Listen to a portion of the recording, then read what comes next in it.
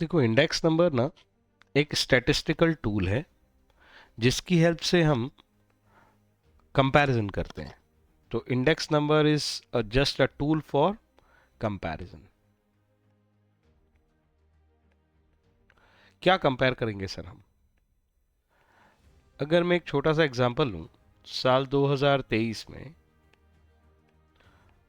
और 2026 में वीट की जो प्राइस थी उसका कंपैरिजन करना है। यहाँ 30 थी, यहाँ 50 हो गई। इस कंपैरिजन को करके मैं एक कंक्लूजन बनाना चाहता हूँ जो सिंपली मुझे समझ आए, सिंपलिस्टिक मैनर का हो। तो बेसिकली मैं कुछ नहीं, इसका इंडेक्स नंबर निकालूंगा। एग्जाम्पल के लिए हम समझ रहे हैं कि 2023 से 2026 में 30 रुपए से 50 रुपए प्राइस में इंक्रीज आ गया है। कंपैरिजन हम रेशो से दिखाते हैं, इस तरह से 50/30। अगर मैं कहूं कि और आसानी से इसको समझने के लिए परसेंटेज में निकाल दूं कि कितना परसेंट प्राइस इंक्रीज हो गई है, तो इंटू 100 कर लेंगे। बस यही प्रेजेंटेशन है इंडेक्स नंबर का। इसके कुछ नोटेशन सीख लो। यहां क्या क्या हुआ है सर? यहां कंपैरिजन हुआ है। किसका कंपैरिजन हुआ है? प्राइसेस का कंपैरिजन हुआ है। और अगर प्राइस की मैं बात करूं तो यहां दो प्राइसेस थी। जहां से कंपैरिजन हुआ है उसे हम कह देंगे बेस प्राइस, जो कि हमारे केस में 30 थी, और करंट प्राइस जो कि हमारे केस में 50 थी। इस कंपैरिजन को ही हम इंडेक्स नंबर कहते हैं। तो कंपैरिजन वर्ड के लिए इन्होंने जो कीवर्ड यूज किया है उसका नाम है रिलेटिव।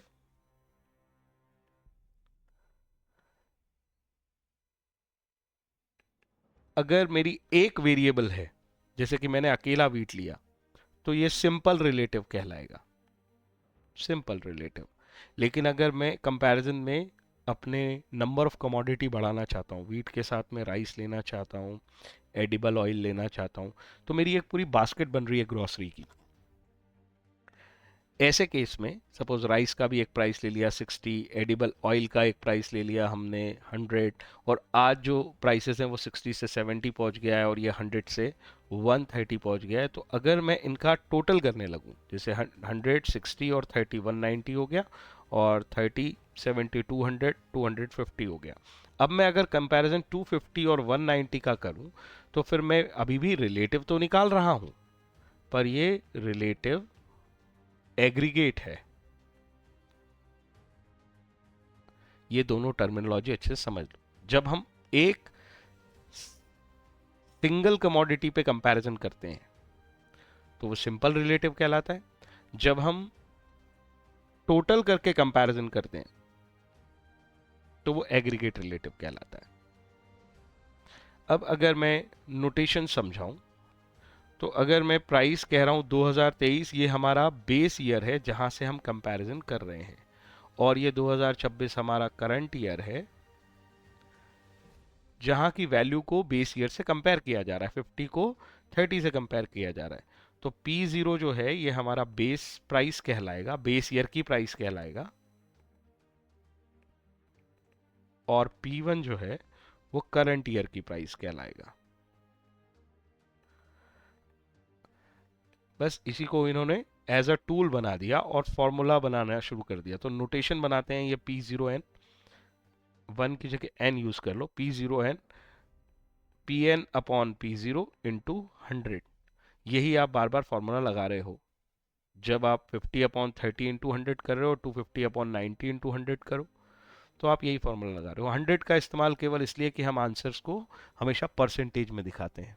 परसेंटेज नहीं लिखाओगे तो ये डेसिमल में आने लगेगा।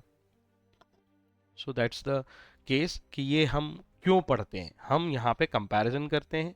कंपैरिजन क्यों करते हैं? ताकि हमें कंक्लूसिव एविडेंस मिल सके कि यार प्राइसेस बढ़ गई हैं या कम हो गई है। ये चीज़ें सिर्फ प्राइसेस पे की जाएंगी ऐसा नहीं है, ये क्वांटिटी पे भी की जा सकती हैं। अगर ये क्वांटिटी पे करने लगे तो ये होने लगेगा, हम इसका नोटेशन क्यू दे देते हैं। तो कंपैरिजन करंट ईयर की क्वांटिटी बेस ईयर की क्वांटिटी इंटू 100 हो जाएगा। आप चाहो तो इसे वैल्यू पे कर सकते हो। वैल्यू किसे कहते हैं? जब हम प्राइस को क्वांटिटी से मल्टीप्लाई कर देते हैं। जब हम प्राइस को क्वांटिटी से मल्टीप्लाई कर देते हैं तो हम इसे वैल्यू कहने लगते हैं। अगर वैल्यू पे निकालेंगे तो हम V01 का नोटेशन बना सकते हैं, और हम कह सकते हैं, मैं 1 यूज़ करता हूँ, पुरानी आदत है, बट बुक में n यूज़ हुआ है, यू कैन यूज़ n। तो ये 100 से मल्टीप्लाई कर दिया। यहाँ पर अगर ये Vn को समझना है तो कुछ नहीं है, पी करंट ईयर की प्राइस इंटू करंट ईयर की क्वांटिटी, और बेस ईयर की प्राइस इंटू बेस ईयर की quantity. So this is very easy.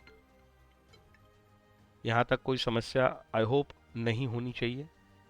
और ये हमारा इंडेक्स नंबर इस तरह के नोटेशंस में चलता है। तो इसका कोर लॉजिक जो है वो मैंने एक्सप्लेन कर दिया है।